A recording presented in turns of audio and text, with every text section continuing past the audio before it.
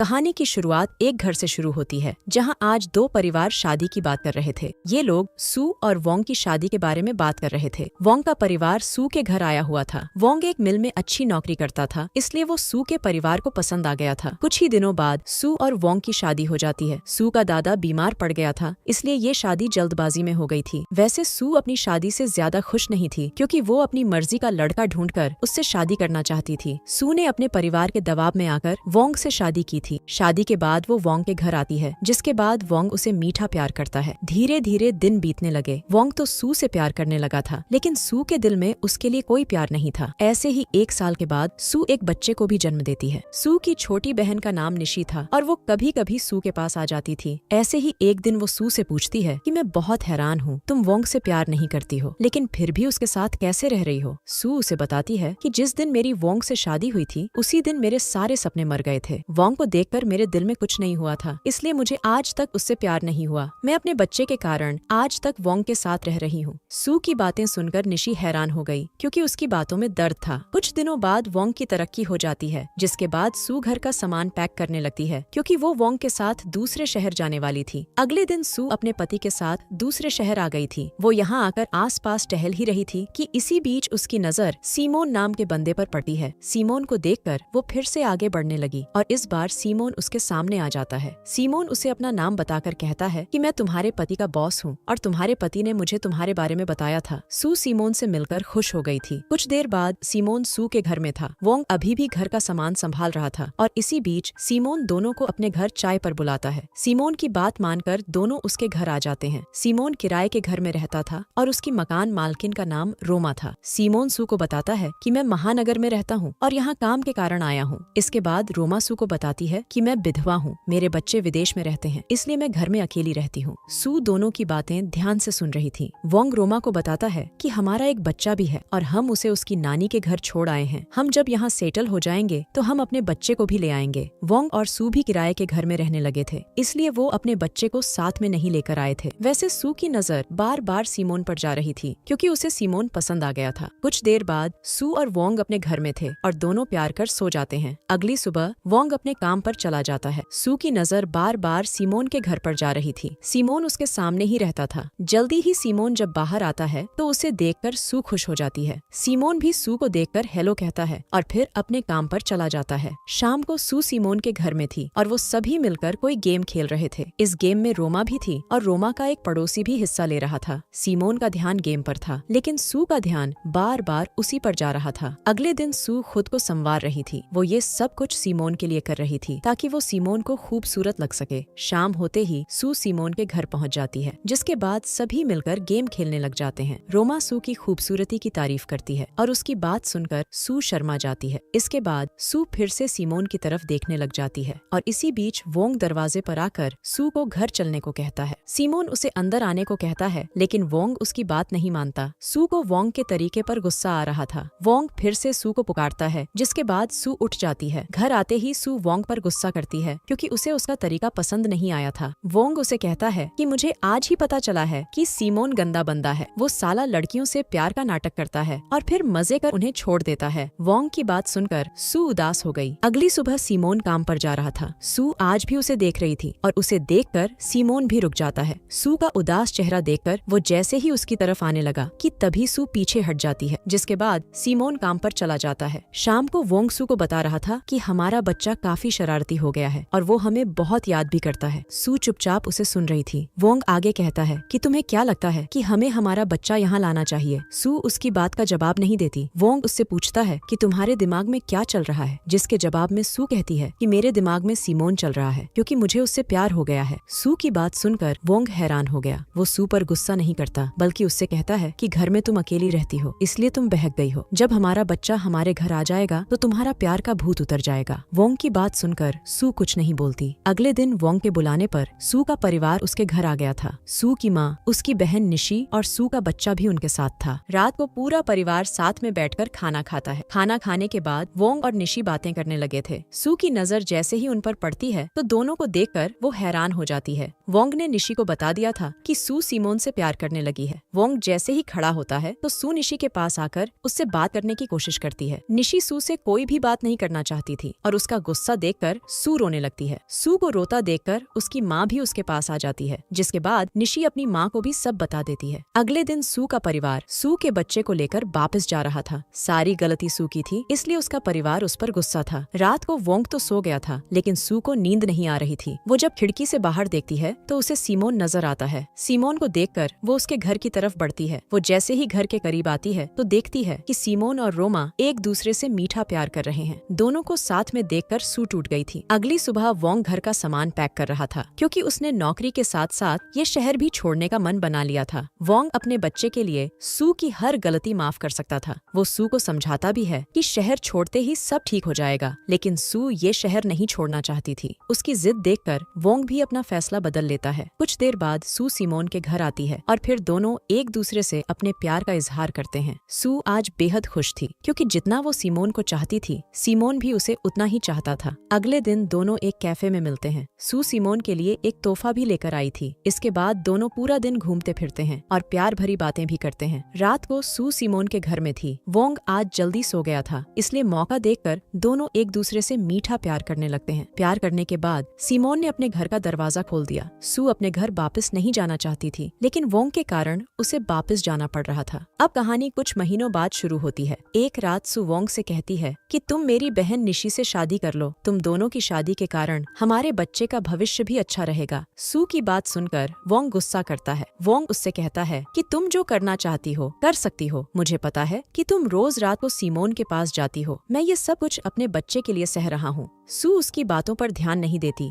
बल्कि उसे निशी से शादी करने को समझाती है। सू की बातें सुनकर वोंग को इतना गुस्सा आ रहा था कि उसका दिल कर रहा था कि अभी सू को मार डाले, लेकिन अपने बच्चे के बारे में सोचकर वो चुप कर गया था। अगली रात सू फिर से सीमोन के घर में थी। प्यार करने के बाद सू सीमोन से कहती है कि मैं तुमसे शादी करना चाहती हूँ। सीमोन उसकी बात पर कुछ नहीं बोलता, बल्कि उसके सामने पैसे फेंककर कहता है कि मैं तुमसे शादी नहीं कर सकता। सू को पैसे नहीं चाहिए थे, उसे तो सीमोन चाहिए था, लेकिन वो उससे शादी नहीं करना चाहता था। सू को समझ आ गया था कि सीमोन उससे प्यार नहीं करता, बल्कि उसका पति ही उससे सच्चा प्यार करता है। कुछ दिनों बाद सू अपनी माँ के घर आती है। उसकी माँ एक बीमारी के कारण मर गई थी, इसलिए वो यहाँ वापस आई थी। सू अपनी बहन निशी से माफी मांगती है और फिर अपने प्यारे पति के पास वापस लौट जाती है। इसी के साथ इस कहानी का यही अंत हो जाता है। हमारी वीडियो देखने के लिए बहुत बहुत धन्यवाद।